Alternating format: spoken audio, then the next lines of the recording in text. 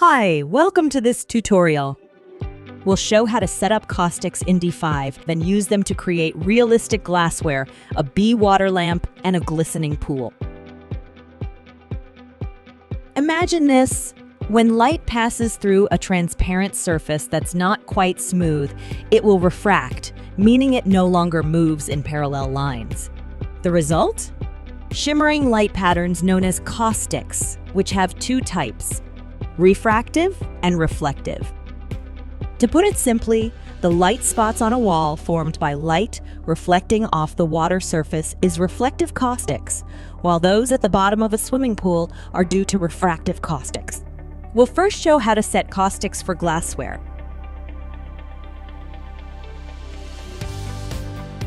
First, select the material and change its template to transparent.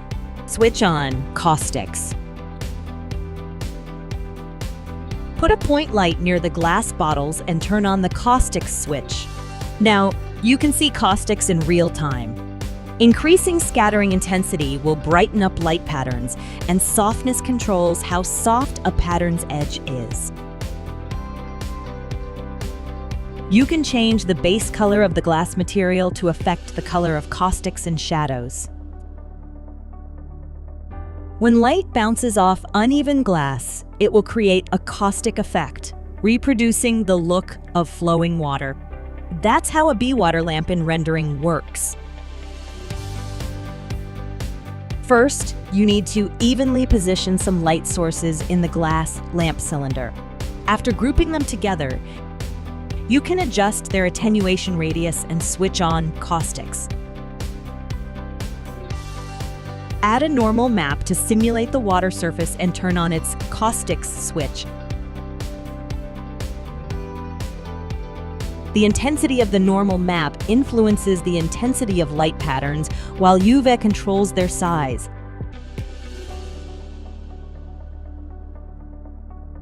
The scattering intensity decides their brightness, while softness controls how soft a pattern's edge is.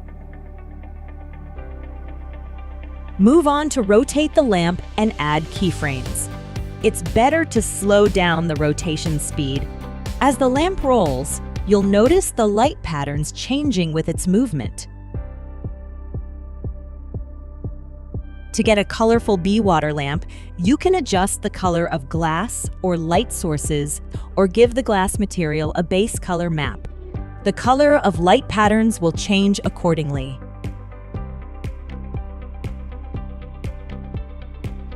First, the swimming pool needs a bottom. Second, the water surface should be a single-sided model. First, put above the swimming pool a rectangular light mirroring its size. Remember to turn down the brightness a bit, ensuring caustics won't be overshadowed. Then adjust the reflection visibility and color temperature and turn on caustics. Select the water material and switch on caustics. Now, you can see the caustic patterns at the bottom.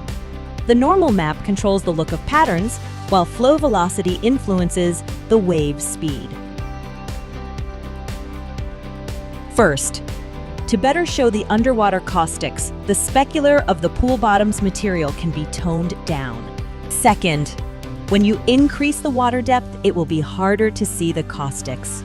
So make sure depth is set at a low value. Third, adjust the light color and the caustic color will change accordingly.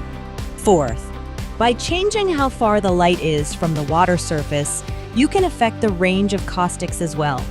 Fifth, increasing scattering intensity will brighten up light patterns, and softness controls how soft a pattern's edge is. That completes our tutorial. Thanks for watching.